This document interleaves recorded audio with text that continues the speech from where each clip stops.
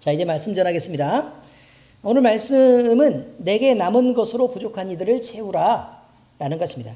내게 남은 것으로 부족한 이들을 채워라.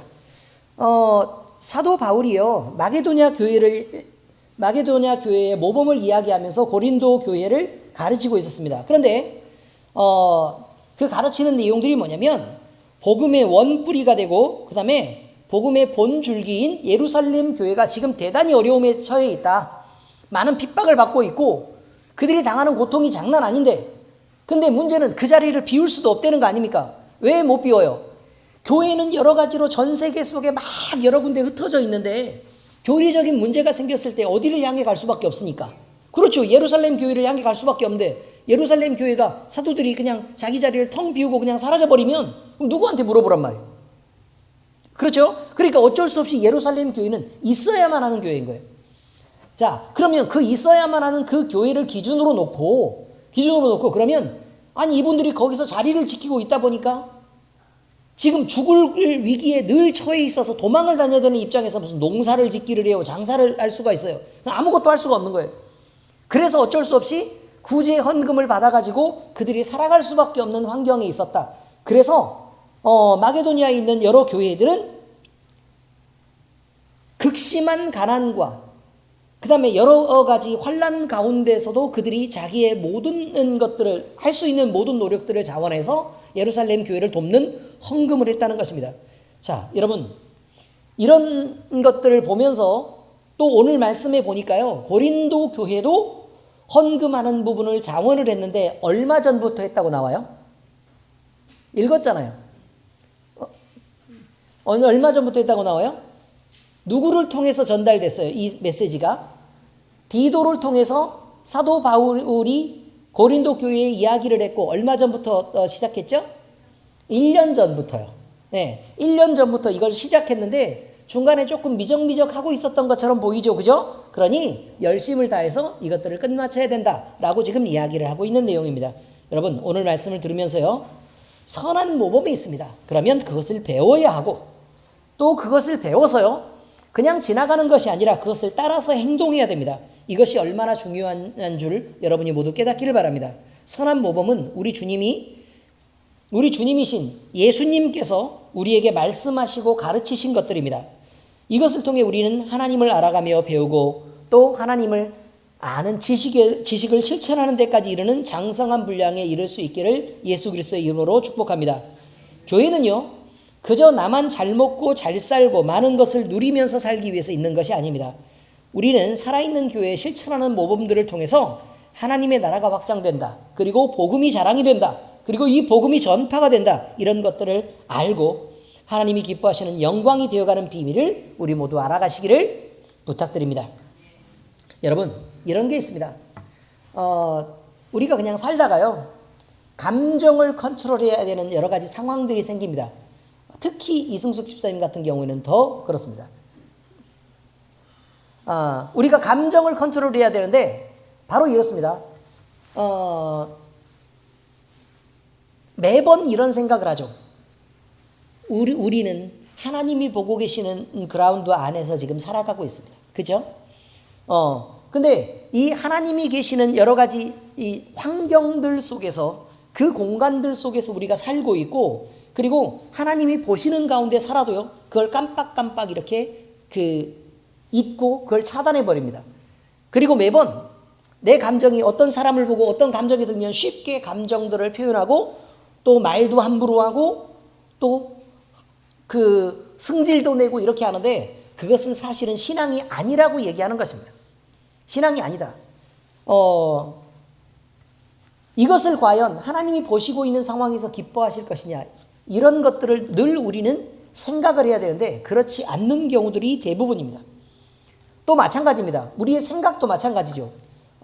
행동을 하려고 하는데 생각이 드는 대로 내가 그냥 옳은 대로 행동합니다. 근데 그때 한 번쯤 질문하면 안 됩니까?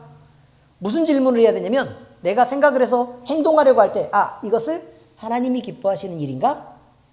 그리고 지금 나에게 이렇게 하라고 말씀하시는 것인가? 라고 생각을 하면 정말 우리는 정말 좋은 그리스도인이 됩니다. 모범적인 그리스도인이 되고 우리 때문에 많은 사람들이 유익을 얻고 또 하나님도 영광이 되는 그런 좋은 그리스도인이 될 수 있습니다. 그런데 우리는 그냥 드는 대로 내 상황, 그냥 내가 필요한 것, 이런 것들을 생각해서 쉽게 생각하고 쉽게 감정을 표현하고 판단하고 이렇게 행동하는데 그것은 좋은 그리스도인 아닙니다. 그래서 이런 것들도 마찬가지입니다. 교회가 행해야 될 마땅할 일들, 이러면 큰 틀에서 얘기하는 것도 있겠지만 작은 하나하나의 소소한 일들까지 교회가 행할 일들에 대해서 우리는 생각해야 될 필요가 있다는 것입니다. 교회는 하나님 앞에 서 있습니다. 하나님 앞에 서 있습니다. 그리고 하나님 안에 들어있으면 왜 하나님이 하나님 안에 있으라고 그렇게 표현하는가라는 것들에 대한 이유를 알아야 됩니다. 우리에게 손해보라고 아니면 가둬두려고 그렇게 하겠습니까? 맞아요? 아니죠. 그렇지 않습니다. 그럼 뭐 때문에 그래요? 우리에게 혜택을 누리고 유익을 얻으라고 하는 일입니다. 예를 들면 우리가 세상에 돈을 벌기 위해서 막 최선을 다해서 이렇게 노력을 합니다. 많은 돈을 벌고 싶겠죠. 그렇지 않습니까? 근데 그 많은 돈을 벌고 싶은 상황에서요, 내 세상적인 나의 유익을 위해서 그렇게 노력을 할 때 성경은 뭐라고 얘기하냐면 그렇게 하지 말라고 얘기합니다. 그죠? 그렇게 하지 말라고 얘기합니다. 왜 그렇게 하지 말라고 얘기하죠? 그것은 하나님 안에 있는 게 아니기 때문에 그렇습니다. 아주 간단합니다. 하나님 안에 있는 게 아니기 때문에 그렇습니다. 자, 그러면 하나님 안에 있지 않으면 어떤 일이 벌어지느냐라는 거죠. 하나님 안에 있지 않으면 그것은 내가 아무리 벌라 그래도 벌어지지도 않고 혹시나 내가 돈을 벌 수 있어도 그 돈 때문에 행복한 것이 아니라 가정을 깨뜨리고 무너뜨리고 하는 일들도 흔하게 있기 때문에 그렇습니다. 좋은 결과를 잘 만들 수 없습니다. 그러나 돈을 벌어도 하나님이 주시는 것으로 내가 공급받고 있다고 느끼는 순간 우리는 그 돈을 함부로 사용하지 않게 됩니다. 그렇지 않겠습니까? 그죠? 그리고 하나님의 영광을 위해서 쓸 수 있게 됩니다. 그러니 이런 사람은 하나님이 복을 주셔서 많은 것을 한꺼번에 받아도 함부로 죄를 위해서 쓰지 않습니다. 그래서 가정을 지키게 되고 내가 사랑하는 사람들을 지킬 수 있게 됩니다. 하나님은 이렇게 되기를 바라고 있는 것입니다. 자, 그래서요, 여러분은 하나님 안에 먼저 있기를 예수 그리스도의 이름으로 축복합니다. 그래서 마음껏 누리시고 여러분이 마음껏 하나님의 영광을 위해서 쓰시고 여러분과 또 여러분 자녀들을 위해서도 마음껏 사용하시기 바랍니다. 그리고 그 복된 것들을 세상 사람들에게 마음껏 보라고 자랑할 수 있게 되기를 바랍니다. 그리고 그렇게 되었을 때 우리가 그럼에도 불구하고 우리는 세상과 육체적인 희락을 위해서 그렇게 사용하지 않고 하나님의 영광을 위해서 많은 사람의 덕을 위해서 사용하는 귀한 성도라는 사실이 마음껏 자랑되는 그런 복된 부자들이 되시기를 예수 그리스도의 이름으로 축복합니다. 계획을 해보시면 합니다. 계획을 해보시면 오늘 말씀 가운데서도 바로 이런 것입니다. 고린도후서 8장 6절에서 15절까지는 디도를 권해서 너희 가운데서 이미 시작했고 그것을 마지막까지 성취하라 라는 말씀으로 사도 바울은 이야기하고 있습니다. 믿음의 말과 지식과 모든 간절함과 우리를 사랑하는 이 모든 일이 풍성한 것처럼, 그러니까 다시 말해서 믿음으로 말도 하고 행동도 하고 다 이렇게 풍성하게 서로가 공급하고 또 서로 나누고 하는 이 모든 일이 고린도에 풍부했던 것처럼 은혜도 풍성하게 해라. 이 은혜마저 풍성하게 해라. 다시 말해서 예루살렘 교회를 돕는 이 일까지, 헌금하는 이 일까지 풍성하게 해라 라고 지금 얘기하고 있습니다. 그리고 내가 명령으로 하는 게 아니요 오직 다른 이들의 간절함을 가지고 너희의 사랑의 진실함을 증명하고자 함이로라. 너희가 사랑하고 있다는 것이 진실이라는 것을 증명하고자 하는 것이다. 우리 주 예수 그리스도의 은혜를 너희가 알거니와 부요하신 이로서 너희를 위하여 가난하게 되심은 그의 가난으로 말미암아 너희를 부요하게 하려 하심이라. 이게 무슨 말이에요 도대체? 이 말이 가장 안 와닿죠. 오늘 말씀 중에.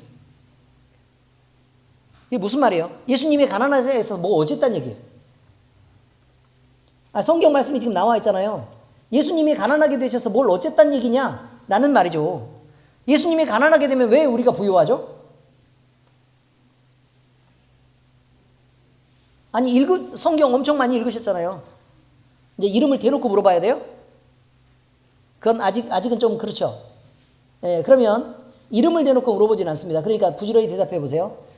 예수님이 가난해지셨다는 얘기가 무슨 말일까요? 스스로 가난을 입었다. 이게 두 가지 의미가 있어요. 두 가지 의미가 있다고요. 첫 번째는 뭐냐면, 첫 번째는 예수님이 가지신 것으로 우리에게 넉넉하게 나눠주려고 하시는 것이다. 이런 말이죠. 근데 왜 가난하게 돼야 될까? 예수님은 원래 많은 걸 갖고 계시잖아요. 많은 걸 갖고 계시는데 이 방식이 우리에게 모든 걸 쏟아 부어서 다 주었기 때문에 예수님이 가난해졌다는 얘기가 아니에요. 예수님이 가진 것은 무한하기 때문에요. 아무리 많이 줘도 예수님이 가난해지진 않아요. 그렇지 않습니까? 아니 봐봐. 생각을 한번 해보시라고요. 삼성전자가 있어요. 삼성전자. 돈이 엄청 많죠. 물론 회장님이 볼 때는 삼성전자가 엄청 많아 보이지 않을 수도 있어요. 그렇지만 우리가 생각할 때 돈이 엄청 많잖아요. 그런데 우리가 필요한 것들은 사실 그렇게 많은 돈이 필요하진 않아요. 그렇죠? 우리가 필요한 것들을 마음껏 삼성전자에서 우리한테 돈을 마음껏 준다고 해도 우리는 벅차고 넘쳐. 의미를 아시겠죠? 그렇다고 삼성이 가난해질 만큼 되겠냐 이 말이에요. 이해가 되셨어요? 그런데 예수님의 작은 재산 한 가지만 봐도 지구도 자기 거고 태양계도 자기 것이고요. 온 우주도 자기의 것인데 그 팔면 얼마쯤 되겠어요? 대충 의미가 이해는 되십니까? 그렇습니다. 미국이 아무리 부자해서 무슨 국방비에 1,000조를 쓴다 그래서 천조국이라고 얘기를 한대요. 1,000조를 쓴대. 1,000조. 그런데 그 미국 예수님에 비해서는 가난한 나라 아닙니까? 그렇죠. 그러니 우리가 예수님이 우리에게 많은 것을 주셔서 자기 걸 몽땅 넘겨주고 나니까 자기는 가진 게 없어져서 가난해졌구나 라고 얘기하는 것 자체가 잘못된 거라는 얘기죠. 본질은 뭐냐면 예수님이 가난해 본 적이 없는 거예요. 지금까지. 이해되셨어요? 예수님은 지금까지 가난해 보신 적이 없다고요. 예수님이 이 땅에 오실 때까지 가난해 본 적이 없어요. 언제 가난할 수가 있어야 가난하죠. 그런데 사람의 몸을 입고 이 땅에 오셨어요. 그럼 예수님은 어떻게 되셨을까요? 그렇죠. 가난을 입은 거죠. 그런데 왜 가난을 입으셨다고요? 우리를 채우라고 이해하기 위해서요. 도대체 사람의 몸으로 사람의 입장이 돼서 이렇게 하면 무엇이 진짜 필요한가? 무엇이 어떻게 부족한가? 어떤 결핍 때문에 이렇게 힘들어하는가? 라는 부분에 대해서 하나님의 입장에서 모르지 않지만 경험하시기 위해 오셨다라고 얘기하는 것이 바로 이 내용입니다. 그래서 부유하신 자로 스스로 가난하게 되셨다. 그래서 그 가난하게 되시면 우리로 부유하게 하려 하신 거다. 다시 말해서 이 가난을 벗고 이제 하나님의 그 풍부한 것들을 마음껏 누리게 하시기 위해서 우리의 입장을 이해하고 체휼하러 오신 분이 예수님이시다라고 얘기하는 게 이 성경을 이해하는데 정확하게 맞는 말이겠죠. 의미를 이해하셨습니까? 아무리 많이 줘도 예수님 가난해진다고요? 안 가난해진다고요? 안 가난해져요. 무슨 수로 가난해져요? 가진 재산이 보통이어야죠. 자, 대충 이해하셨죠? 그러므로 우리는 우리가 있는 것들을 통해서 마음껏 하나님 앞에 드려도 예수님이 우리를 계속해서 어떻게 하실 것이기 때문에, 그렇죠. 공급하고 채우실 것이기 때문에 부족할 수 없다 이렇게 얘기하는 거예요. 그런데 여러분 은사훈련을 할 때도 제가 말씀드렸던 내용이 있어요. 무슨 말이냐면 원래 돈은 벌어본 사람이 버는 거 아닙니까? 그렇죠. 맛있는 것도 먹어본 사람이 먹고 회도 먹은 사람이 먹는 거란 말이에요. 그죠, 집사님? 회 맛을 모르면 어떻게 먹냐고요. 잘 못 먹죠. 이게 무슨 의미냐면 돈을 생전 못 벌고 못 써본 사람은 벌지도 못하고 쓰지도 못해요. 그래서 돈을 조금씩 벌어가면서 버는 방법도 알고 이제 점점 쓰는 방법도 알아서 물길이 가늘게 흐르던 게 조금씩 굵어지는 거예요. 이렇게. 이해가 잘 되시나요? 그렇죠? 자, 그 다음에 하나님이 근데 못 벌던 사람들이 갑자기 돈을 벌었어요. 땅 팔아가지고. 의미를 이해하셨죠? 그러면 갑자기 들어왔으니까 어디 쓸 방법을 모르는 거예요. 그러니까 둑도 터져서 넘치고 그 다음에 땅도 무너지고 이렇게 해가지고 여기저기 막 돈 가야 될 때 안 가야 될 때 없이 함부로 막 돈이 막 가는 거예요. 그럼 결국 집안도 망하고 나도 망하고 자식도 잃고 관계도 깨지고 이렇게 되는 일이 벌어진다고요. 돈을 사용할 줄 모르니까 그렇게 되는 거예요. 하나님은 그렇게 되는 걸 원하지 않는다 이 말이에요. 그래서 우리가 돈을 버는 데 있어서도 훈련이 돼야 되고 돈을 쓰는 데 있어서도 훈련이 돼야 되는데 그래서 하나님은 그 규모를 조금씩 키워가는 거란 말이에요. 이해되셨습니까? 이것을 훈련이라고 얘기해요. 그래서 돈만 생기면 나는 할리 데이비슨을 살 거다 라고 얘기하는 건 돈 쓰는 방법을 모르는 거예요. 독일군 닮은 튼튼한 하이바를 사가지고 쓰면 안전하겠지. 그렇지 않습니다. 이마가 미끄러워요. 쉽지 않다고요. 그게. 의미를 아시겠습니까? 그러니까 그런 게 아니라고요.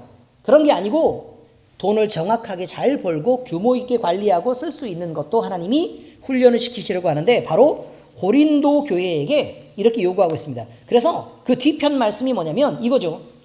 어느 쪽은 풍부하고 어느 쪽은 부족한 게 있다 이게 말이에요. 그러면 교회는 어떻게 된다고요?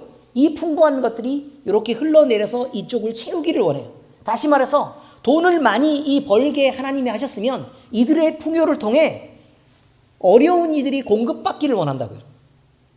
의미를 아시겠죠? 왜냐하면 이 사람들은, 이 어려운 사람들은 이 가난을 통해서 하나님이 가르치실 게 있단 말이에요. 그래서 아직은 가난해야 되는 입장인 거예요. 그럼 하나님은 이들에게 돈을 줄 수는 없잖아요. 의미를 아시겠죠? 그러니까 풍요롭게 돈을 벌게 하고 가르치고 훈련받은 사람들을 통해서 이렇게 공급하게 하려고 하시는데 이 사람들이 이렇게 쌓아놓고 계속해서 이렇게 더 높게 이렇게 쌓아놓고 이걸 무너뜨리지 않고 계속 공급하지 않아요. 그럼 하나님이 이걸 무너뜨리겠죠. 그냥 그럴 거란 얘기예요. 그래서 돈에 있어서도 풍요로운 사람은 어떻게 하라고요? 부족한 이들을 공급하고 보충을 하라. 이런 말이고 은혜와 은사에 있어서도 마찬가지예요. 은사가 풍부한 사람들은 은사가 없고 은혜가 부족한 사람들을 도와서 서로 성장하게 해야 된다라는 것입니다. 복음도 마찬가지예요. 말씀에 풍부하고 풍요로운 사람들은 말씀이 부족한 사람들을 가르치고 공급하는 게 맞다라고 얘기하는 게 오늘의 성경입니다. 뭐 설교 다 한 것 같네요. 이해는 잘 되셨죠? 네. 자, 성경 말씀을 통해서 말하는 내용을 잠깐만 더 보겠습니다. 첫 번째, 마게도냐 교회의 모범을 배워서 고린도 교회에도 예루살렘 교회를 돕기 시작했습니다. 그런데 사도 바울의 권유를 들었고 또 디도를 보내서 이런 얘기를 한 거겠죠. 그런데 이게 바로 어떤 이유냐면 예루살렘 교회에게, 이게 마게도냐 교회에게 한 얘기랑 똑같은 거예요. 예루살렘 교회에게 너희가 복음의 풍부함을 통해서 흘러내려서 너희가 공급함을 받지 않았냐라는 거예요. 의미를 이해하시겠죠? 은혜의 풍부함을 통해 은혜의 공급을 받지 않았냐? 은사의 풍부함을 통해 은사를 공급받지 않았냐 이 말이죠. 그러니까 너희들은 이제 세상에서 살면서 돈을 벌 수 있는 조건에 있고 예루살렘 교회는 돈을 벌 수 없는 조건에 있어서 너희들은 돈이 조금이라도 있고 먹을 것들이 있는데 여기는 없으니까 그럼 반대로 어떻게 해야 된다 이 말이에요? 그렇죠. 우리의 풍부함을 통해서 부족한 이들을 도와야 된다. 그래야 물이 가늘게 흘러가죠. 가늘게. 처음에는. 그죠? 그런데 내가 이걸 공급하려고 하는데 하나님 앞에 마음에 소원이 생기는 거예요. 그럼 하나님이 그걸 채우죠.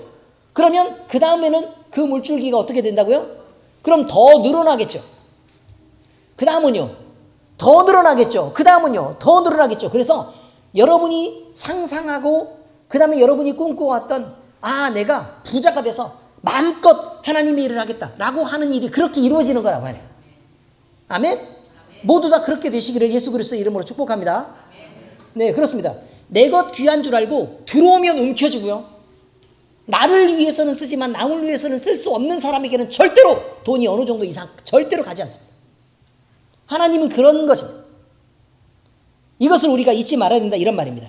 그래서 고린도 교회에 헌금이 시작되는데 이것을 멈추지 말고 계속해야 된다라고 얘기하고 있었던 것입니다. 자, 두 번째 얘기입니다. 두 번째는 부용하신 예수 그리스도는 우리를 위해 스스로 가난을 지쳤다는 것입니다. 바울은요, 헌금을 하는데 그냥 우리가 이렇게 생각할 수 있습니다. 구제헌금이라고 얘기하면 내가 돈이 있으니까 좀 어려운 사람들에게 좀 이렇게 좀 줘서 공급해야지 라고 생각할 수 있습니다. 그렇죠? 그렇지 않습니까? 그래서 뭐 배고픈 사람이 있으면 내가 밥도 좀 사 먹이고 그냥 그럴 거라고 생각하는데 바울은 이것이 그게 아니라고 얘기합니다. 무슨 말이냐면 우리가 헌금을 모아서 주는 것이 우리가 굳이 하는 일이 아니고 헌금하는 거라고 얘기하죠. 하나님께 예물을 드리는 거라고 얘기하고 있습니다. 어떤 의미냐면 예를 들어 우리가 이제 서로 상처받은 지체가 있어요. 상처받은 어떤 지체가 있으면 마음이 막 답답하고 저 가라앉아 있죠? 그러면 조용히 다가가서 밥이나 한번 같이 먹을까요? 혹시 시간이 있어요? 라고 묻고 그리고 밥을 함께 먹으러 가서 맛있는 밥을 먹이고 뭘 좋아하는데요? 라고 얘기해서 맛있는 밥을 먹이고 어깨를 툭툭 하고 밥값을 내고 오는 것이 헌금이라고 얘기합니다. 아멘? 이거 헌금이라고 얘기한다 이 말이에요. 어려운 지체가 있는데요. 예를 들어 알타리 무가 지금 꽤 많이 있다 이 말이에요. 그래서 알타리 무를 사다가 김치를 열심히 담궈가지고 누구를 어떻게 해서 공급해야 될까? 라고 해서 그걸 공급하는 거 역시 뭐냐면 하나님이 받으시는 기쁜 예물인 헌금이라고 얘기합니다. 교회가 함께 식사를 해요. 그죠? 그럼 우리는 각 가정마다 한 가지 음식씩 가지고 와서 정성스럽게 준비를 해가지고 우리 함께 나눠 먹죠. 이것을 뭐라고 얘기한다고요? 헌금이라고 얘기합니다. 하나님이 기뻐 받으시는 예물이라고 얘기합니다. 우리는 그 마음에서 준비하고 성경에서는 그것을 헌금이라 그러는데 우리만 그냥 내 돈 뜯긴다 이렇게 생각하지 말라 이 말이에요. 아시겠죠? 네, 이것이 헌금인 걸 분명히 알아야 됩니다. 이 모범이 예수 그리스도를 통해서 이루어졌습니다. 예수님이 우리를 체휼하시고 또 우리가 부족한 것들을 예수님이 느끼신 부분에 대해서 우리의 편을 드시고 우리의 편을 드신 부분을 보충하려고 하는 그 일들이 예수님이 먼저 하신 일들로 이루어졌다고 하는 것입니다. 그러므로 우리는 그것을 멈추지 말고 계속해서 함께 해야 된다고 얘기하고 있는 것입니다. 그래서요, 누가복음에 이렇게 얘기합니다. 1장 74절 75절에 그렇게 말하죠. 우리가 원수의 손에서 건지심을 받고 종신토록 주의 앞에서 성결과 의로 두려움 없이 섬기게 하리라 하셨도다. 자, 원수의 손에서 건지심을 받았어요. 이게 뭘 의미하죠? 구원이죠. 우리가 구원을 받았어요. 그런데 구원을 받은 이유가 뭐냐라고 지금 우리는 물어야 되잖아요. 구원을 받은 이유는 어떤 사람들은 생각하기를 이렇게 말한다고요. 우리가 하나님 안에 있어서 마음껏 세상에서 많이 누리고 복받고 막 이렇게 비만하고 막 이 비대해져서 당뇨도 걸리고 고혈압도 걸리고 그래가지고 막 이렇게 각종 합병증으로 막 세포도 높고 이렇게 사는 것을 복이라고 생각하는데 그렇지 않다는 얘기를 말하는 거예요. 그렇지 않습니다. 원수의 손에서 건지심을 받았다 라고 얘기하는 것은 구원을 받았는데 그 구원을 받은 이유가 뭐냐면 종신토록 주의 앞에서 하나님 앞에 서기 위한 거예요. 구원을 받은 것은요 마귀의 소유로 있는 게 아니라 꺼내서 하나님의 소유로 하나님 앞에 세워진 거라 그런 말이에요. 그래서 뭐 하라고요? 성결하라고요. 깨끗하라고. 죄를 벗고 깨끗하라 그 말이에요. 그 다음에 의가 뭐예요? 하나님은 하나님 되시고 사람은 사람이니까 결국 하나님 앞에 선 사람으로서 두려움 없이 섬기게 하리라 하셨다. 그럼 하나님을 섬기는 일이 두 가지로 나눠지죠. 하나님을 사랑하기 때문에 마음과 뜻과 힘을 다하여 하나님을 사랑하는 일이 있고 둘째는 그와 같으니 내 이웃을 내 몸과 같이 사랑하라는 이 두 가지의 계명을 지켜내는 것을 말하고 있는 것입니다. 그러므로 우리는 하나님 앞에 구원받은 이유가 그저 내 목숨 하나 살고 나 하나 누리게 하려고 그렇게 구원받지 않았다는 사실을 우리는 잊지 말아야 되는 것이다 라는 것이 대단히 중요합니다. 여러분, 그러므로 거저 말로 듣고 깨닫는 것으로는 충분하지 않습니다. 말을 들었어요. 그리고 우리 마음으로 깨달았어요. 그렇구나. 이러고 멈추면 어떡해요? 큰일 나죠. 그럼 거기서 더 나갈 수 있는 방향이 혹시 있을까요? 뭐 하면 돼요? 깨달았으면 아니요. 내가 무엇을 할 수 있을까를 생각해야죠. 이제 내가 무엇을 할 수 있을까 생각해야 되는 거예요. 그리고 작정하고 결단해야 되는 거예요. 나는 이것은 하겠다 라고 해야 됩니다. 그리고 그것을 실천으로 옮겨야 되는 것입니다. 그러므로 배워서 공감하고 느낀 것들을 행동하는 신앙으로 바꿔내는 것. 이것이 살아있는 신앙이라고 얘기하고 있습니다. 야고보서 1장 22절 27절 함께 읽어보겠습니다. 시작. 너희는 말씀을 행하는 자가 되고 듣기만 하여 자신을 속이는 자가 되지 말라.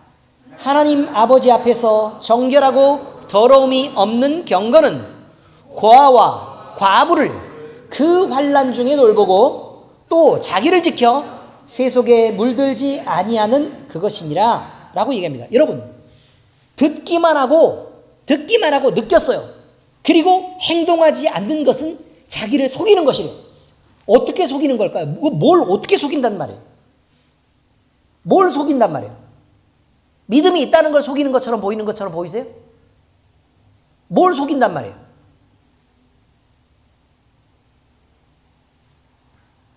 얘기했잖아요. 자기가요, 바른 신앙인으로서 살고 있는 것처럼 속이는 거예요. 이해가 되셨어요? 그 뒤편을 안 하는 것처럼 속이는 거라 이 말이에요. 그 뒤편에 나와 있잖아요. 그렇죠? 뒤편에 나와 있죠. 행동할 거 나와 있는데 행동을 안 하면서 느끼는 것으로 그저 자기가 그냥 살아가고 가만히 있는데도 불구하고 그렇게 느끼는 것만으로도 마치 행동하고 있는 것처럼 속이는 거라 이 말이에요. 행동한 것처럼 속이는 것은 거짓 믿음이라고 얘기해요. 거짓 믿음. 알맹이가 없는 거예요. 열매가 없는 거고요. 자, 하나님 앞에서 정결하고 더러움이 없는 경건은, 그러면 다른 경건은 정결하지도 않고, 그러니까 더럽고 깨끗하지도 않다. 뭐 이런 말이겠죠, 그죠? 그런 경건이 있을 수가 있겠냐 이 말이에요. 고아와 과부를 그 환난 중에 돌보는 것, 어렵고 약한 지체, 다시 말해서 내가 있는 풍요함으로 그보다 결핍한 사람들에게 그것이 넘어가지 않으면 그것은 더러운 거라 그 말이에요. 더러운 믿음이라 그 말이에요. 더러운 믿음. 그래서 그걸 잊지 말아라 이 말이죠. 그 다음에 거짓된 믿음이라고 얘기하는 거예요. 더럽고 거짓된 믿음. 내가 있는 풍요로서 다른 사람에게 넘기지 않는 것은 안 된다 그 말이에요. 그 다음에 그거 돌보고 또 이렇게 돼 있으니까 앞쪽이 나와 있으니까 그 뒤에도 동일한 자격이 있는 거겠죠. 자기를 지켜 세속에 물들지 아니하는 그것이니라. 그러니까 나만 세상에서 잔뜩 누리고 어려운 사람들을 돌보지도 않는데 어떻게 그것을 하나님 앞에 깨끗한 믿음이라고 말하겠냐 이 말이에요. 그런 믿음은 깨끗하고 진실한 믿음이 아니다 라고 얘기하는 것입니다. 죽은 나무는 여러분 열매 맺을 수 없습니다. 간단하게 얘기하면 열매 맺지 않는 나무는 죽은 나무입니다.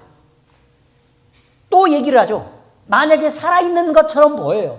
그래도 그 나무가 6년이 지나도 7년이 지나도 10년이 지나도 열매를 계속 안 맺고 있어요. 그럼 어떻게 돼요? 성경이 나와요. 찍혀서 불에 던지운다고 나와요. 찍혀 불에 던지운다. 다시 말해서 열매가 없는 나무나 열매를 맺을 수 없는 나무는 나무로서, 과일 나무로서 아무런 가치가 없다고 지금 얘기하는 것입니다. 생명이 없는 거짓 신앙도 말만 그럴싸하고 무성합니다. 그런데 조화가 화려한 걸 아시죠? 그렇지만 조화에 달려있는 열매 먹을 수 있어요, 없어요? 없죠.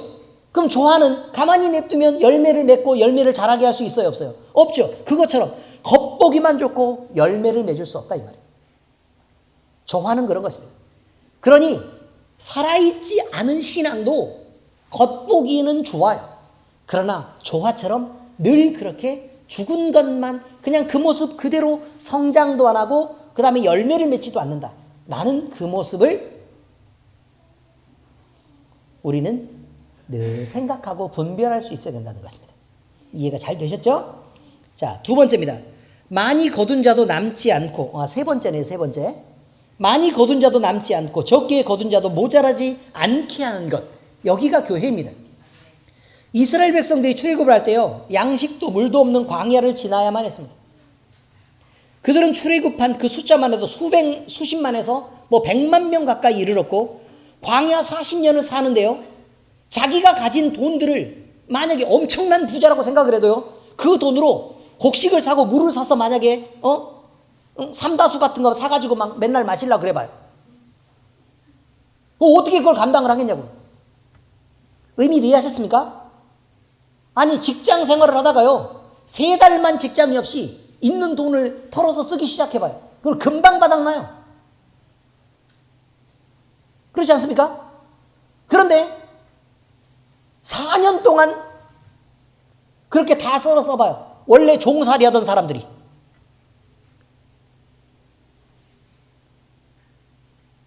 그래도 금방 바닥났겠죠. 근데 4년도 아니고 40년이라니요. 정확하게 말하면 40년 아니죠. 38년이. 자, 애초에 불가능한 것입니다.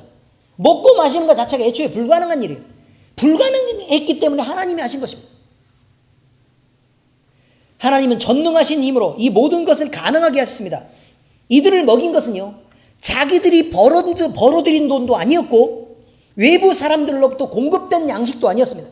광야에서 그들은 농사를 지을 수도 없었습니다.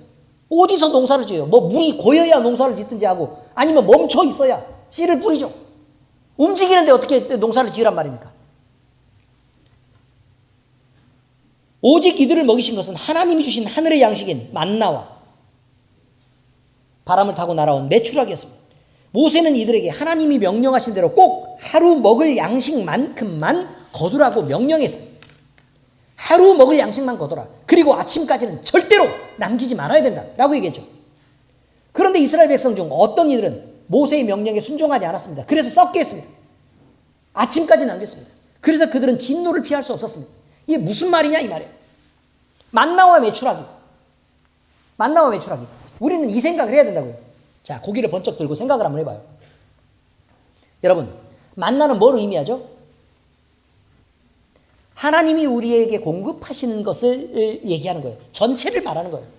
그냥 성경 말씀을 얘기하는 건 우리가 성경 말씀을 얘기해요. 생명의 양식이 성경 말씀을 얘기해요. 라고만 얘기하는 건 너무 부족한 거예요, 사실은.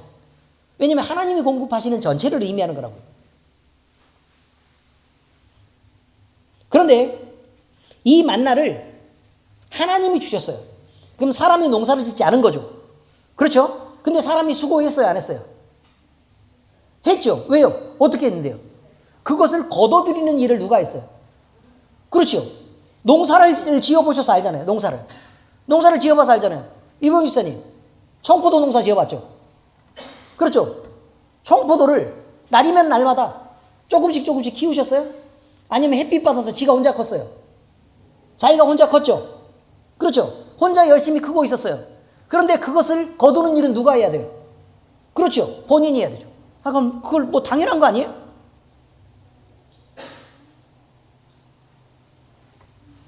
우리가 농사를 짓고 씨를 뿌려요. 씨를 뿌리고 곡식이 성장해요. 곡식이 성장하는 건 내가 키운 게 아니고 곡식은 그냥 성장하는 거예요. 햇빛 받고. 그냥 광합성에서 성장하는 거예요. 과학을 알면 그것도 다 알아요. 자, 그런데 이렇게 성장한 곡식이 있어요. 거두는 건 누가 해야 된다고요? 자기가 해야 된다고요. 자기가 해야 된다고. 그래서 만나도 마찬가지예요. 하나님이 주셨어요. 그런데 그 만나가 햇빛에 다 사라지기 전까지 어떻게 해야 된다고요? 자기들이 거둬야 된다고요. 이해는 하셨죠? 그 수고로움을 스스로 감당할 만큼의 수고로움을 감당을 해야 된다고 지금 얘기를 하는 거예요. 그런데 문제는 이것을 하루 먹을 양식만큼만 거둬라 라는 얘기가 무슨 말이에요? 쌓아놓을 수 있는 게 아니란 말이에요. 쌓아놓을 수 있는 게 아니다. 그리고 이것을 쌓아놓으면 어떻게 된다고요? 부패하는 것이라 이 말이에요. 우리에게 주시는 돈도 마찬가지예요. 하나님이 우리가 필요한 것들만큼 하나님이 공급해 주시기를 위해서 우리가 그것을 거둬야 돼요. 욕심을 부려서 더 많은 것들을 걷어서 소원을 품는 사람들을 보면 다른 목적이 있다는 거예요. 다른 목적이 있어요. 돈 많이 벌어가지고 더 많이 벌면 뭐 하려고 그러냐 이 말이에요. 도대체 뭐 하려고 그러냐? 어디에 쓰려고 그러냐 이 말이에요. 어떤 사람들은 다 얘기를 하죠. 저는요, 우리 교회에서 11조를 제일 많이 하도록, 복을 제일 많이 받도록 하나님께 축복을 원해서 저는 맨날 그거 기도하고 있어요, 목사님. 믿음이 엄청 좋은 것 같죠? 두 가지 방법이 있어요. 11조를 내가 우리 교회에서 제일 많이 하는 두 가지 방법. 어떻게 하면 돼요? 1번. 하나님이 나에게 돈을 어마무시하게 많이 벌게 해주시면 11조를 제일 많이 할 수 있어요. 그렇지 않습니까? 그죠? 근데 그 방법 한 가지만 있는 줄 아세요? 다른 방법도 있어요. 다른 방법은 뭐가 있어요? 나 말고 나머지가 다 망하면 돼요. 그렇지 않습니까? 아니 자기가 하는 기도가 뭔지를 몰라요 지금. 돈을 어마무시하게 많이 벌게 하기 위해서 자기는 그런 기도를 하고 있는 것처럼 보이지만 그것이 일부 다른 사람을 저주하고 있는 사실도 모르고 있다고요. 왜 남의 사업이나 기업에 자기가 기도를 뿌리냐고. 거기다가 자기 거나 제대로 하지. 그래요 안 그래요? 그냥 하나님, 저는 하나님 앞에서 이만큼의 일을 하고 싶으니까 하나님이 쓰실 만큼 저에게 공급하시고 그럼 제가 이것들로 마음껏 일하게 해주세요. 그 정도면 돼요. 왜 자기가 그 규모로 계산을 하냐고요. 내가 계산할 필요가 있어요? 하나님이 나를 통해서 일할 만큼은 하나님이 공급하실 건데. 그리고 한 가지 우리가 착각하는 게 뭐냐면 우리가 그 기도를 안 하면 안 주실 것처럼 착각하는 거예요. 설마? 기도를 안 해도 그거는 어차피 공급돼요. 왜요? 내가 하나님 앞에 바른 신앙을 갖고 있으면 하나님은 나를 통해서 그만큼의 일을 하신다고. 그 기도 안 해도 돼 사실은. 근데 왜 그 기도를 했냐라는 것, 그 의도를 생각해 보면 정말 나쁘다는 거예요. 정말. 왜 그 기도를 했을까? 아, 표준말 써야 되는데. 왜 그런 기도를 할까? 이런 거죠. 왜 그런 기도를 할까? 우리는요, 지금 물어보지 않아도 다 알아요. 왜 그 기도를 했겠어요? 돈 많이 벌고 싶어서 그런 거 아니에요. 많이 누리고 떵떵거리고 싶어서 그런 거라고요. 근데 정말 그거를 하나님 앞에 그런 거짓말을 한다고 하나님이 속으실 거라고 생각하는 거예요? 여러분이 사람이 내 앞에서 뻔뻔하게 거짓말을 해도 얼마만큼 그 사람이 야, 이 사람은 진짜 이 상종을 해야 되나 말아야 되나 고민을 하게 되죠. 그죠? 그럼 하나님은 여러분이 그렇게 하나님 아버지 저에게 축복을 주시기만 하시면 제가 이 많은 것들을 털어 주를 위해 헌신하겠고 제 목숨을 들여서라도 하나님 앞에 이 모든 것들을 다 드릴 테니 저에게 우리 교회에서 가장 많은 11조를 할 수 있도록 많은 돈을 쏟아 부어 주시옵소서. 모를 것 같냐고. 그렇게 소리 지르면서 자기를 속이고 하나님을 속일 수 있다고 믿는 것 자체가 거짓 신앙이란 말이에요. 정신들을 차리란 말이에요. 정신들을. 그래서 우리는 늘 이 생각을 해야 됩니다. 하나님은 하나님이 하실 일들은 하나님이 정하세요. 우리가 그저 잔잔하게 하나님의 뜻에 복종하느냐 마느냐 순종하느냐 마느냐에 대한 문제가 있는 거예요. 근데 우리가 한 가지 분명하게 성경 안에서 나와 있는 것은 우리가 작은 물줄기를 스스로 시작하는 결단으로 그 물을 흘려보내기 시작하면 내게 풍요한 것들을 결핍한 쪽으로 흘려보내는 그 자연스러운 신앙의 열매들을 만들어 나가기 시작하면 하나님은 거기에 조금을 더하고 해서 그 물줄기가 점점 커지게 해서 하나님은 나로 큰 일을 하게 하신다 이 말이에요. 아멘? 그래야 됩니다. 바로 그것입니다. 그래서 교회 안에서도요. 이제 가만히 살펴봐요. 성도들을 섬기고 공급하고 해서 할 때 늘 밥값이라도 내는 사람들은 풍요롭게 됩니다. 보시라고요. 살펴보면 알아요. 근데 조금이라도 돈이 아까워서 감추고 해서 안 내고 그럼 자기가 내야 되는 위치에서 내 밥값 내는 데서는 마음껏 막 이렇게 내는데도 남들 쓰고 공급하는 데 있어서는 인색해서 마음이 움츠러드는 사람에게는 절대로 돈이 어느 정도 규모 이상씩 절대로 안 채워집니다. 하나님은 그렇게 일하십니다. 아멘?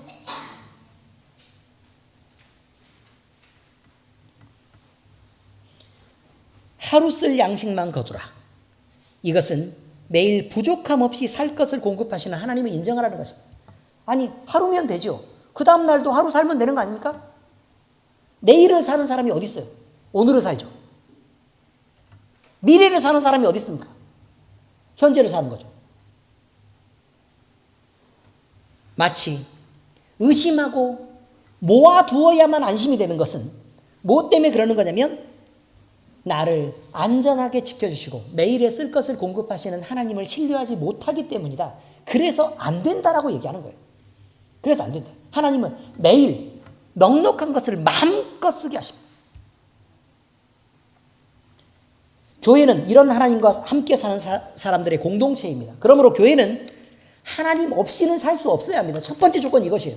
오늘 양식이 있는데 저장해 놓고 나서 내일 하나님이 공급 안 하셔도 괜찮아 라는 믿음으로 살아서는 안 된다 그 말이에요.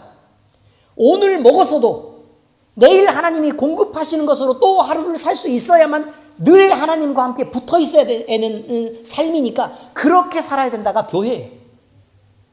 하나님과 떨어져서는 난 하루도 살아낼 수 없습니다. 라는 것을 고백하는 교회여야 된다라는 것이죠.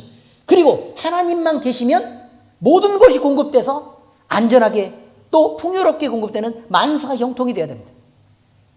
그러므로 우리에게 남게 하시는 것을 썩어버리게 하나님이 그렇게 하시는 이유는 매일 공급하시는 하나님을 알고 또 하나님 한 분으로 날마다 하나님과 거리를 두지 말고 채우라는 그런 뜻이 있다는 것을 우리는 알아야 합니다.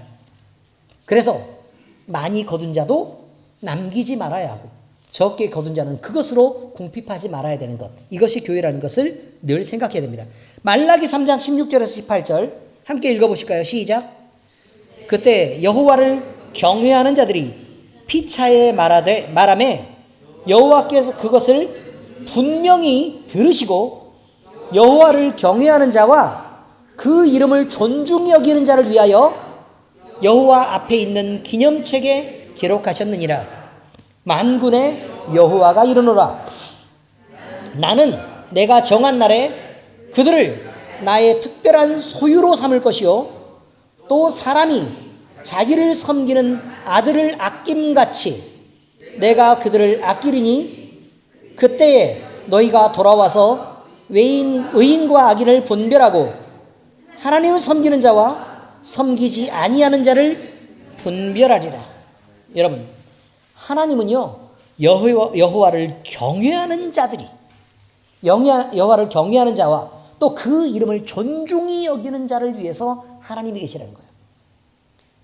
여호와를 경외하는 자와 그 이름을 존중히 여기는 자. 다른 건 소용이 없습니다. 뭐라고요? 여호와를 경외하는 자와 그 이름을 존중히 여기는 자. 그리고 제가 분명히 얘기했죠. 하나님은 누구를 보호하신다고요? 누구를 보호하신다고요? 예배하는 자. 다시 말해서 제사가 진행될 때에 그들을 보호하시는 거라 이 말이에요. 하나님을 향한 바른 제사가 무너져 버리면 하나님은 그를 보호할 의미를 못 느낀다는 말이에요. 그러므로 우리는 이것을 명심해야 돼요.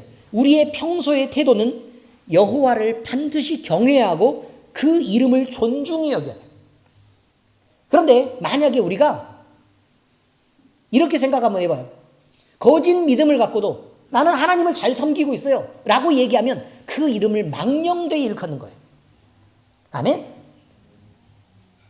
나는 하나님을 잘 섬기고 있어요. 내가 무슨 문제가 있어요? 라고 얘기하는 것 자체가 여호와의 이름을 망령되이 일컫는 거예요. 그 이름을 더럽게 하는 거예요. 왜요? 그 더러움 가운데 여호와의 이름을 끌고 왔습니다. 이기적인 내가 그렇게 살고 마음껏 성질 부리는 내가 하나님의 이름을 가진 자라고 성도라고 이름을 붙이고 내가 그리스도인이라고 말하는 순간 하나님의 이름이 더러워진단 말이에요. 누구 때문에요? 나 때문에. 내가 묻은 오물을 왜 하나님의 이름에 묻히냐 이 말이에요. 그건 안 되는 일입니다. 그래서 하나님은 여호와를 경외하는 자 그리고 그 이름의 무게를 소중하게 여기고 그 이름을 존중히 여기는 자를 위해서 하나님이 계시다는 거예요. 그리고 그런 자들이 예배할 때 하나님은 그들을 지키시는 거예요. 이제 말씀을 적용하겠습니다. 진실한 사랑은 행동하는 열매로 나타나는 것입니다. 사랑은 말로 하는 것이 아닙니다. 사랑은 눈빛만 보아도 알 수 있고요. 사랑은 감추려고 해도 감춰줄 수 있는 것이 아닙니다. 사랑하는 것은 티가 납니다. 그래서 사람들이 쭉 이렇게 있죠. 뭐 사내 연애 뭐 이렇게 있잖아요. 사내 연애가 이렇게 있으면 서로 막 이렇게 쓱 하고 쳐다보고 가는데 지나가는 사람들이 이상해. 얘네 이상해. 라고 느껴요, 안 느껴요? 느끼죠? 자기들만 아무것도 아닌 것처럼 당당하게 쓱 지나가고 뭐 괜찮습니다. 그런데 남들이 볼 때는 이것들 둘이 이상해. 이렇게 되는 것이 사랑입니다. 그렇지 않습니까? 그 다음에요. 할아버지가요. 손주가 여럿이 있을 때 말이죠. 친손주하고 외손주 사이에 이런 일이 자주 벌어지는데 할머니들은 또 좀 안 그러는 경향이 있어요. 대놓고 하는데 할아버지들은 자기가 뭐 대단한 중심을 잘 잡고 있는 것처럼 그렇게 말합니다. 아, 나는 손주들 고르게 이뻐하지. 고르게 이뻐하지. 아, 똑같은 손주인데 뭐 누구는 더 이쁘고 누구는 덜 이쁘겠어? 아, 그렇지 않아. 아, 나는 그런 사람 아니에요. 라고 얘기를 해도 이상하게 둘이 돌아다니면 한 놈만 눈을 따라다닙니다. 이렇게.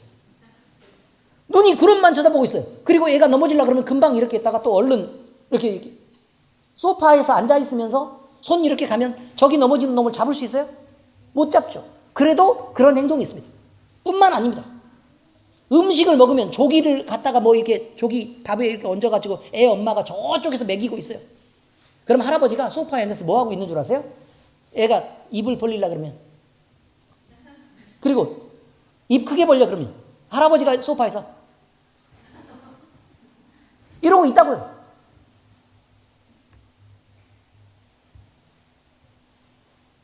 애가 웃으면 웃고 울면 뭐 왜 그런지 또 금방 또 관절이 있는데 막 끌고 가가지고 또 이게 뭐 있어. 오, 할아버지가 뭐 어쩌고 이렇게 얘기한단 말이에요. 감출 수 없는 것입니다. 할머니들은 괜찮습니다. 할아버지가 문제입니다. 전 우리 김경수 장로님 보통 걱정되는 게 아닙니다. 저 양반이 중심을 잡을 수 있을까? 스스로 무너지는 것이 옳다고 생각하는 사람입니다, 지금. 자, 여러분, 진실한 사랑은 감춰질 수 있는 게 아닙니다. 요한 사도가 얘기합니다. 우리는 하나님께 속한 자들이라고 얘기했습니다. 그리고 하나님은 사랑이시라고 말했고요. 그렇기 때문에 사랑하는 자들은 하나님을 알고 하나님을 사랑하는 것이라고 말합니다. 요한 1서 4장 7절에서 8절 시작. 사랑하는 자들아, 우리가 서로 사랑하자. 사랑은 하나님께 속한 것이니 사랑하는 자마다 하나님으로부터 나서 하나님을 알고 사랑하지 아니하는 자는 하나님을 알지 못하나니 이는 하나님은 사랑이십니다. 여러분, 하나님 사랑이십니다. 그래서 여러분은 하나님 품에 들어가면요 무조건 사랑받습니다. 그리고 하나님도 여러분을 품에 안아들였을 때는 하나님을 사랑하라고 얘기하는 것입니다. 그리고 하나님 안에 있으면 누구든지 그 품 안에 있는 사람들은 사랑으로 연합한 것입니다. 아멘? 그런 것입니다. 그래서 하나님을 사랑하는 자들은 하나님을 소중히 여길 마음이 생겨야 됩니다. 그가 우리에게 품은 마음이 어떠한지, 또 우리가 어떤 행동을 해야 하나님이 기뻐하시는지 관심이 생겨야 합니다. 그리고 그가 기뻐하시는 일을 우리가 지켜드리고 또 행동해 드릴 수 있기 위해서 노력할 수밖에 없다고 우리는 얘기할 수밖에 없습니다. 그래서 우리는 하나님이 주신 계명, 하나님은 이렇게 해라 라고 얘기하면 우리는 그것을 바로 지켜드리고 싶어 해야 된다, 그 말이에요. 하나님이 사랑해라 라고 얘기했는데 굳이 사랑하지 않고 버티는 것, 이것은 하나님을 사랑하는 일이 아닙니다. 그리고 사랑 가운데서 행하고 너 사랑받아야 된다, 너 사랑 안에 있어야 된다가 하나님의 말씀입니다. 요한이서 1장 6절입니다. 시작. 또 사랑은 이것이니 우리가 그 계명을 따라 행하는 것이요 계명은 이것이니 너희가 처음부터 들은 바와 같이 그 가운데서 행하라 하심이니라. 아니, 사랑은 뭐라고요? 계명을 행하는 것이래요. 계명을 행하는 것이 뭐라고요? 그 가운데서 그것을 지켜내는 거래요. 그러면 말만 복잡하지 그냥 사랑하면 되는 거네요. 그렇죠? 사랑하면 되는 것입니다. 베드로 사도는요, 사랑하라는 동일한 말씀으로 교회 각 성도들에게 명령했습니다. 그런데 그 정도가 그냥 약하지 않고 사랑하라 뭐 이런 정도가 아니라 좀 더 셉니다. 그냥 사랑하는 것이 아니라 어떻게 사랑하라고요? 뜨겁게 사랑하라고 말합니다. 그리고 구체적으로 하나님이 하신 것처럼 봉사와 실천을 강조해서 사랑을 드러내라고 얘기합니다. 베드로전서 4장 8절에서 11절 시작. 무엇보다도 뜨겁게 서로 사랑할지니 사랑은 허다한 죄를 덮느니라.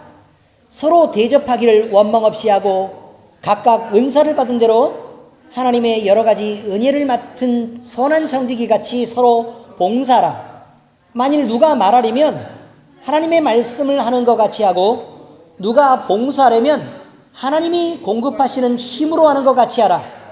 이는 범사에 예수 그리스도로 말미암아 하나님이 영광을 받으시게 하려 함이니 그에게 영광과 권능이 세세 무궁하도록 있느니라. 아멘. 이게 무슨 말이냐면 무슨 말이냐면 내가 사랑할 때요, 내가 사랑하는 거라고 말하지 말라 그 말이에요. 하나님의 계명을 따라 내가 지킨다라고 말하라 이 말이에요. 다시 말하면 무슨 말이냐면 내가 어떤 사람을 사랑하려고 할 때 내가 누구에겐가 무엇을 베푸는 게 아니라 그 말이에요. 내 이름으로. 그게 아니라 하나님의 사랑으로, 하나님이 내게 사랑을 주셨으므로 하나님이 가지신 사랑을 당신에게 드립니다 라고 하라고요. 그리고 누구에게 어떤 일, 예를 들어 교회에 봉사를 하려고 할 때도 하나님의 사랑으로 내 교회를 아끼고 또 사랑합니다 이렇게 하라고요. 다른 사람에게 아이스 아메리카노 하나를 먹일 때도 하나님의 사랑으로 당신에게 이 사랑을 전합니다 라고 말하라고요. 말로 하는 게 아니라 적어도 나한테 그렇게 얘기하라고요. 자기 자신에게. 아멘? 우리 박진아, 주사 바늘을 한 개를 꼽을 때도 하나님의 사랑으로 당신에게 건강이 있기를 바랍니다. 이렇게 꼽으라고. 하나님이 당신에게 이런 기회를 주셔서 내게 이런 봉사를 하게 하신 것을 인정합니다. 이렇게. 아시겠습니까? 음식 하나, 반찬을 한 개를 이렇게 조물조물 이렇게 묻혀가지고 이렇게 할 때도 하나님의 사랑이 이 안에 가득하기를 바랍니다. 이래서 교회에다 딱 갖다 놓으면 사람들이 음식을 먹는 게 아니라 사랑을 먹게 하고. 계란말이 하나를, 오늘 계란말이 있어요? 메르시볶음가 있다고 얘기하는데요. 멸치볶음 한 개를 만들어도 뭘 하라고요? 한 마리 한 마리가 사랑으로 가득, 사랑으로 가득, 이렇게 사랑으로 모든 성도들이 이렇게 사랑으로 채워지기를 바랍니다. 이래서 그렇게 채우는 그런 일들이 우리에게 있어야 된다 이 말이에요. 우리는 하나님의 이름으로 사랑하고 있는 것이고 하나님의 이름으로 봉사하고 있는 것이고 하나님의 이름으로 섬기고 있는 것입니다. 그래서 그것을 잊지 마세요. 혹시나 어떤 사람이 험난한 인상을 갖고 딱 인상을 딱 썼을 때 사랑으로 웃어드리라고. 저드리라 이 말이에요.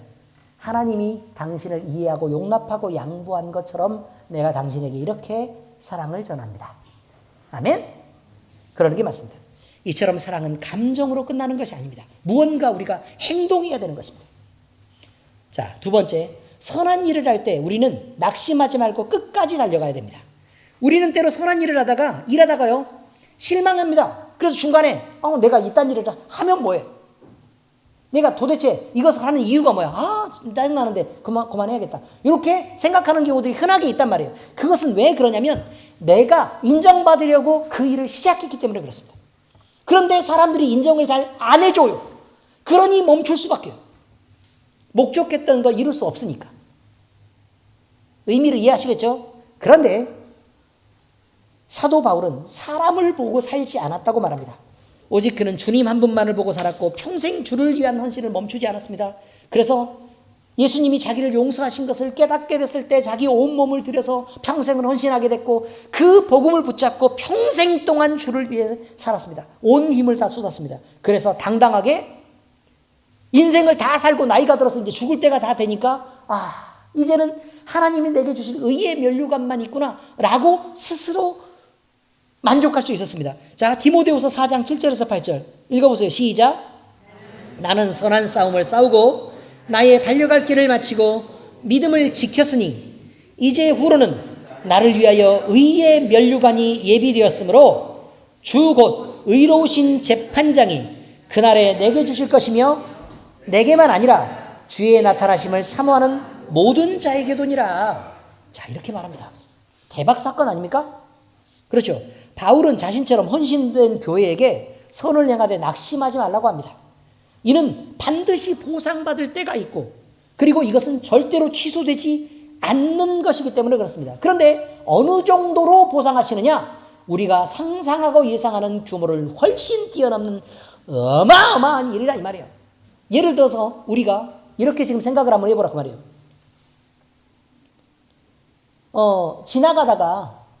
지나가다가 우리가 환경을 특별히 생각하지도 않았는데 비닐봉지가 하나, 라면 봉지가 날아가는 걸 보면서 우리가 그걸 주었습니다. 이해가 잘 되셨죠? 주었습니다. 그리고 나서 이것은 쓰레기통에 버려야 되는데 이렇게 날아다니면 더럽지 라고 했는데, 그것을 어느 누군가가 딱 보고 당신은 상 받을 일을 했으니까 제주도에 12,000평 규모의 땅과 1,200평의 주택과 수영장과 말 420마리와 소 72마리, 그 다음에 흑돼지 6,000마리 정도를 키울 수 있는 많은 사람과 함께 그 규모와 공장을 당신에게 선물하겠습니다 라고 얘기를 하면 우리가 정말 이걸 받아도 되나 싶겠죠. 그 정도라는 것입니다. 그 정도예요. 이해가 잘 되십니까? 우리가 지금 상상할 수 있는 정도의 규모가 아니라고 얘기합니다. 갈라디아서 6장 8절에서 9절 시작. 자기 육체를 위하여 심는 자는 육체로부터 썩어질 것을 거두고 성령을 위하여 심는 자는 성령으로부터 영생을 거두리라. 우리가 선을 행하되 낙심하지 말지니 포기하지 아니하면 때가 이름에 거두리라. 아니, 곡식이 한참 자라고 있는데 그걸 못 기다리고 이걸 확 비워버릴까 말까 라고 고민하면 돼요, 안 돼요? 안 되죠. 언제를 기다려야 돼요? 무르익을 때를 기다려야 돼요. 바로 그런 것입니다. 그런데 하나님이 일단 우리가 상상을 한번 해보기로 하자 이 말이에요. 천국을 주셨습니다. 강남에 있는 72평 아파트를 100년 동안 우리를 사용할 수 있는 권리를 줬다고 생각을 한번 해봐요. 그럼 계산을 해야 되겠죠. 72평 아파트가 서울 사는 사람들이 대답 좀 잠깐 해줄래요? 임대료가 얼마나 될까요? 관리비도 주인이 내준답니다. 됐죠? 이제 그냥 살기만 하면 되는 거. 전기세, 물세 이런 거 다 내주는 거요. 알았죠? 쓰레기 분리수거 다. 돈 10원도 안 드는 걸로 해서. 자, 얼마 정도 생각하면 될까요? 한 달에 얼마 정도요? 15만 원? 수백만 원씩 하겠죠. 72평 아파트면. 초호화 아파트에 살아 그러면. 그래요, 안 그래요? 근데 그 100년이면요. 120달. 맞죠? 120개월 아닙니까? 돈으로 대충 환산을 해보라고요. 그 가격이 얼마냐고. 근데 강남 72평 아파트 아니고요. 천국입니다, 여러분. 100년 사는 거 아니고 무한대입니다. 그것뿐만 아니에요. 그것으로 끝나는 것도 아니에요. 그냥 단순하게 우리가 상상할 수 있는 것만 계산해도 그 정도가 아니다. 이란 말입니다. 우리는 포기하지 않으면 때가 되면 거둡니다. 우리는 이제 우리가 품어야 될 마음과 행해야 될 일들을 결정해야 합니다. 자기 육체를 위하여 세상을 심는 자가 있을 것이고, 또 주를 위하여 하나님의 나라를 위해서 심는 영생을 심는 자가 있을 것입니다. 썩어질 세상의 것을 심는 자는 어리석습니다. 왜요? 곧 썩을 것이기 때문에 그렇습니다. 지혜롭게 영생을 위해 심고 반드시 약속되고 확실한 배당이 약속되는 하나님의 나라에 투자하는 것이 지혜롭고 현명한 일입니다. 이것을 위해 작정하고 결단하시는 열림교회 모든 성도들 되시기를 예수 그리스도의 이름으로 축원합니다. 기도하겠습니다. 자기를 위하여 심는 자는 육체로부터 썩어질 것을 거두고 성령을 위하여 심는 자는 성령으로부터 영생을 거두리라 하신 말씀을 기억하며 우리가 우리에게 떨어질 어마어마한 배당을 기대하며 우리의 믿음을 잘 지키기로 결단합니다.